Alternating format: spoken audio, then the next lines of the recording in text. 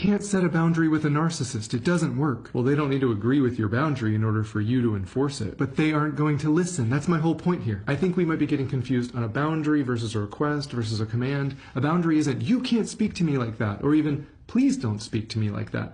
A boundary is, if you speak to me like that, here's what I'm going to do. If you yell or call me names, I'm going to leave the conversation for 30 minutes. It's not about controlling them at all. We don't have control over what they say or do, right? But we can all agree that we should have control over our response and our reactions and how much access of ourselves we decide to give to another person, right? But they're just going to say that I'm punishing them. I mean, it seems kind of rude to just walk away. Isn't it funny how we're so concerned about how our words are going to affect them? We don't want to do anything that's seen as rude or disrespectful, right? And yet they've never once considered how hurtful and disrespectful and punishing their words and actions are to us. Good point. I mean, when we talk about boundaries and communication, it's easy to think, well, that doesn't work with narcissists. Exactly. But it was never supposed to. Narcissists have no interest or capacity for mutual respect or consideration or empathy, right? Right. The question isn't, do those work on a narcissist? That answer is clear. The harder question to answer is, how much of my time, energy, and attention am I going to give to someone who has no desire for safety or emotional closeness or reciprocation in this relationship? I still think the only thing that works on a narcissist is going no contact. You want me to blow your mind? Going no contact is the perfect example of a boundary. They don't have to agree with it for you to enforce it.